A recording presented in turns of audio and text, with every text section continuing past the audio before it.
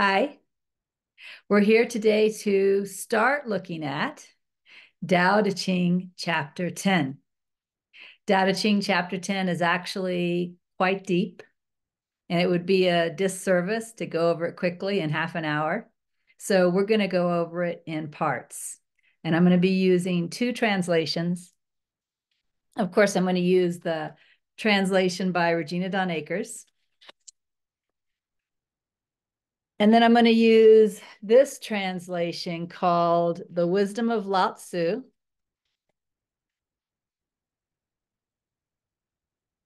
The copyright on this translation is 1948 by Lin Yu Teng. I don't know if you can see that up there. Copyright 1948 by Lin Yu Teng. So these are the two translations I'm going to use to look at chapter 10. First, I'll read chapter 10 from my translation, then I'll read chapter 10 from Lin's translation, and then we'll start breaking it down and looking at just a piece of it. So I titled this Mystic Virtue. Can you seek the soul, embrace oneness, and never leave it? Can you breathe consciously until you reach inner softness and become like a baby? Can you allow your mind to be purified until you are nearly flawless? Can you love the community and lead the people without controlling anything? Can you open to the way and be entirely receptive? Can you allow yourself to know nothing and let clarity arise on its own? Create and care for without possessing. Do without attachment. Lead without control. This is called mystic virtue. All right, let's look at Lin's translation of chapter 10. Lin titled it Embracing the One. In embracing the one with your soul, can you never forsake the Tao? In controlling your vital force to achieve gentleness, can you become like the newborn child? In cleansing and purifying your mystic vision, can you strive after perfection? In loving the people and governing the kingdom, can you rule without interference? In opening and shutting the gate of heaven, can you play the part of the female? In comprehending all knowledge, can you renounce the mind? To give birth, to nourish, to give birth without taking possession, to act without appropriation, to be chief among men without managing them. This is the mystic virtue. So let's start by looking at just the first question. One thing I want to say about this particular chapter is that I perceive this chapter as an invitation. In other words, I don't hear the chapter saying in this way, can you seek the soul, embrace oneness, and never leave it? That's not what I hear. Like, what's wrong with you? Can't you do this? You're less than. That's not what I hear. I don't hear a scolding. I don't hear a comparison, right? What I hear is an invitation, a calling, a very peaceful, gentle voice. Can you seek the soul, embrace oneness, and never leave it? Can you, it's an invitation to come and do that. It's an invitation to seek the soul.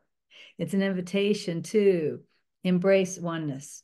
It's an invitation to then stay there in that oneness and never leave it.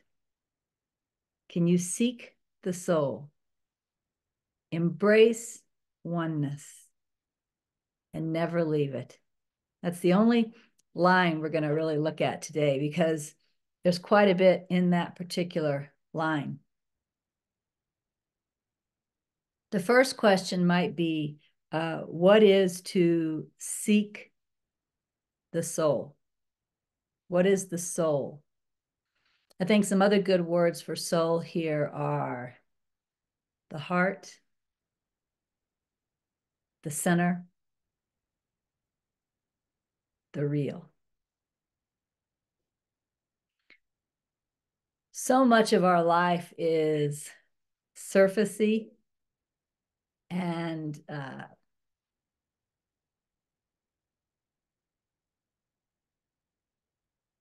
just perception, point of view. It's not very deep. You know, if you pay attention to the mind at all, you'll notice that the mind jumps around from one subject to another subject, even from one point of view to another point of view. The mind is very surfacey. The mind is very shallow. That's a good word for it. The mind is very shallow. And most humans spend pretty much all of their time in that shallow mind. So what this is inviting us to do is to go deeper than the shallow mind. Go beyond the individual point of view perceptions into something more real, more lasting. You could even say eternal, more substantial, to be centered there.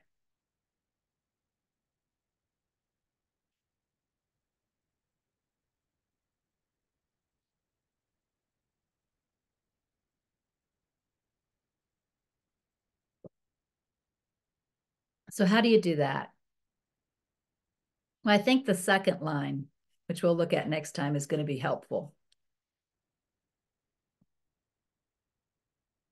But I think that one thing that is super important to seeking the soul or seeking the real is intention. An intention to know the truth or to know the real or to know the eternal and to be centered there is extremely powerful. And it's an intention that most people on the planet do not have. So it takes us on a journey that is different from the surface walking that most people are doing. And this first line is an invitation for us to begin that journey. And of course, if we're contemplating the Tao Te Ching, we are beginning that journey if we aren't further along the way already. So this is asking us, can you first have that intention to seek the soul? Can you first have that intention to know the real? Or we could even say, can you first have that intention to find the Tao? Because at first, maybe sometimes we feel like we can't even find it, even though it's everything and everywhere. Somehow we feel lost and like we can't find it. So can you have that intention to find the Tao and then to learn to intuit the Tao, communicate with the Tao, be in touch with the Tao, and then stay there? Right? That's what this is asking. Can you have that intention? Just the intention. Can you seek the soul? And then it says, embrace oneness. This tells us that the soul and oneness are the same thing. And of course, oneness implies not separation. Not me and it or me and them. Oneness. So when I seek the soul, when I follow that journey, follow that intention, and find that oneness that is the Tao, can I embrace it? Can I be grateful for it? Can I love it? Can I feel devotion with it? Can I seek the soul, embrace the oneness? And then it says, and never leave it. So that seems to imply that what can happen on this journey, even with the intention to find the truth, there can be times where we can touch it, but then leave it again. And I think that's probably very common. I think that probably what we often do, maybe we have this special time in the morning where we sit down in meditation or contemplation, and we do touch it, right? We feel it. We embrace it. We love it. We're devoted to it. But then, the day is calling us. We go out into our day and we forget about it. And we start judging based on an individual point of view.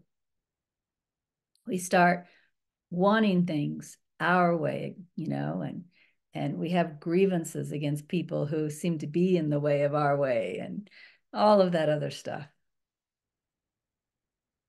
This is saying, can you seek the soul, embrace oneness, and never leave it? So when we get out of our chair or off of our meditation cushion, can we stay with it? Again, intention is really important here.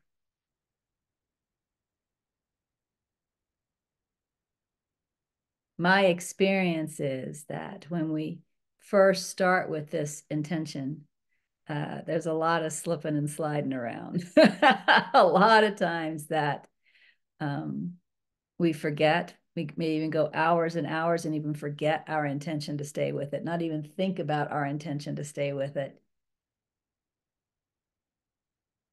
But if every morning when we're in that devotion time, if we reaffirm this intention, what begins to happen is that as we go throughout the day, we start remembering that we want to stay with it, stay centered, stay aware of the Tao. And there are a lot of stages that we go through in this process, but we'll go through stages of, let's say, getting annoyed with someone, then feeling guilty for having forgotten our intention, but then remembering the intention at that point. And maybe going back quietly, forgiving ourselves for slipping, and maybe looking at what happened, what thought, what idea got my attention so that I went off on that path for a time. There's a whole host of spiritual practices that we can learn that will help us look at our slips and slides, learn from our slips and slides, so that we learn to be more steady with our intention. And with some time and with some practice,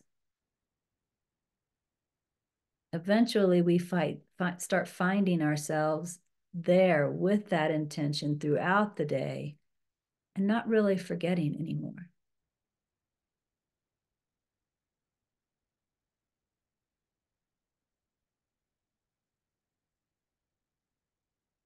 Can you seek the soul, embrace the oneness, and never leave it? That is an invitation to have that intention. The intention to seek the soul. The intention to touch and embrace oneness, love it, be grateful for it. And the intention to never leave it. This is where everything starts, is with intention. In fact, intention is very powerful. That's why this invitation is so important. It's important for us to feel our desire to say yes to this invitation. It's important for us to know that this is something I want to do with my life. I'm going to look at Lynn's translation of the first line again. In embracing the one with your soul, can you never forsake the Tao? So here, the way this is asked is, when we are there, can we have the intention to stay there? That kind of reminds me of something that's in the Holy Spirit's interpretation of the New Testament at Matthew chapter 13, NTI Matthew chapter 13. There in that chapter, it basically tells us that we are going to forget our intention. But it says that whenever we remember, that's the time to practice it. So when I am remembering, oh, that's right. My intention is to embrace oneness and never leave it. Do I go right back to practicing then?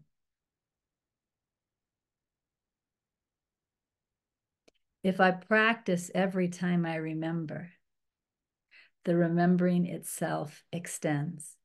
That's what NTI Matthew chapter 13 says in the Holy Spirit's interpretation of the New Testament. If I practice every time I remember, the remembering itself extends. So maybe I forgot my intention for a while and I did become annoyed with someone. But now I'm remembering. And while I'm remembering, how can I stay centered in the Tao now? Forgive my forgetting. Be grateful that I'm remembering now. Maybe take a couple of breaths, let go of my annoyance, let go of my guilt. And maybe just return myself to the present. Or maybe pull back and take some time and inquire what happened. Why was I annoyed? What was I believing? Where was my attention?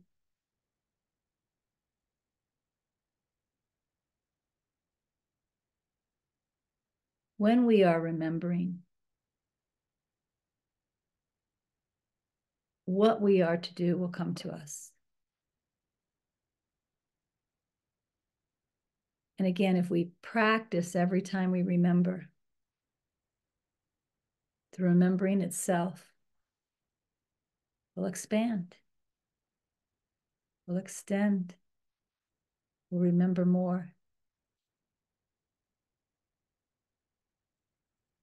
So the invitation, can you seek the soul, embrace oneness, and never leave it? Can you have that intention?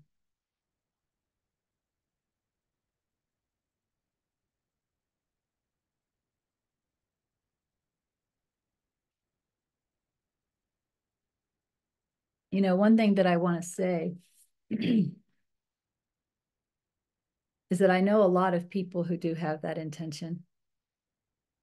And I also know that they judge themselves heavily for forgetting, for judging, for getting annoyed, for not liking certain people, et cetera, et cetera. And often they even compare themselves to someone who they think is better than them at staying in touch with the Tao, remaining with the truth.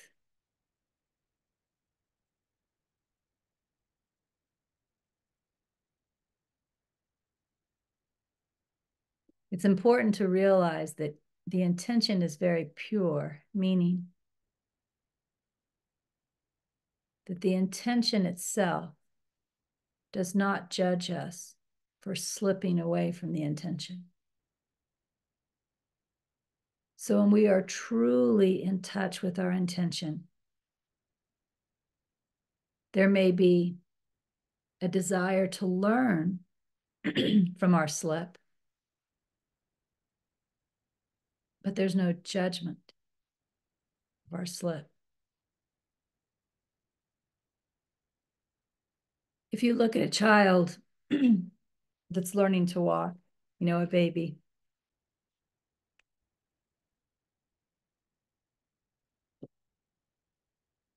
notice that a baby falls down all the time when they're learning to walk. But have you ever seen a baby talk about what a stupid jerk it is and how it will never learn to walk because it falls down all the time? Or are babies driven by nature to just keep trying? And unless there's some kind of a defect happening, which is very rare, don't all babies learn to walk? Maybe some a little earlier, some a little later. But don't they all learn to walk? And doesn't walk become so natural that it's not ever thought about again? We just walk.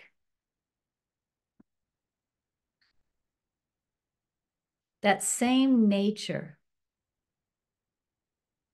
that calls a baby to walk, guides the baby through the process of learning to walk, and is there as we're walking and not even thinking about it. That same nature is the Tao. That same nature is the Tao. And it's there to help us know it as the truth. It's there to help us find it, learn to touch it, embrace it, and stay with it. And just like the baby, we may fall down a lot, but there's no judgment in it. And if we can remember that, if we can remember that it's just like learning to walk again, then every time we slip and we notice that we've slipped, we just pick ourselves up, dust ourselves off, and go right back to the intention, right back to seeking the Tao, embracing oneness and never leaving the intention. And we will fall down many, many times. But we did when we were learning to walk too.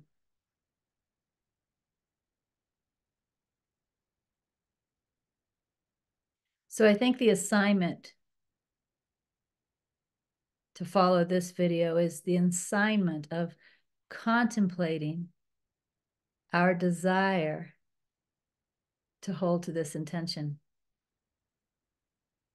Just notice that it is something that we want to do.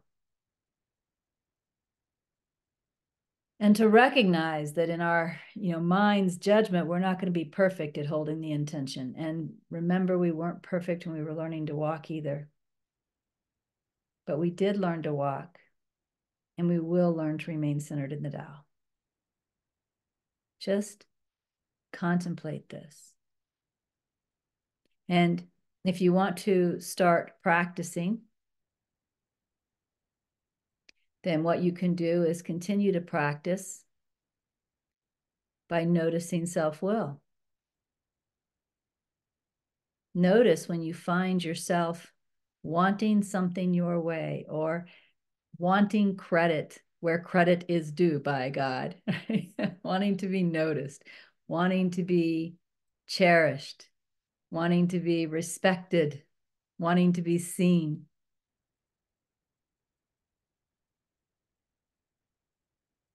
And when self-will arises in any of these ways or any other ways, just say, okay, that is self-will. I see that is self-will. And then simply remember, my intention is to seek the soul and embrace oneness. Is there individual self-will and oneness? What is oneness? Can I know oneness? Begin to contemplate your intention. Just contemplate your intention. Just allow that desire to thrive in you.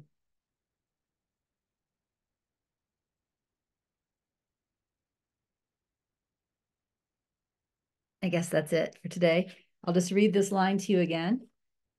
Can you seek the soul, embrace oneness, and never leave it? And then in my next video, we'll move on to the next line in chapter 10. So again, we'll be here with chapter 10 for a while, but I think it's really valuable. See you later. Bye.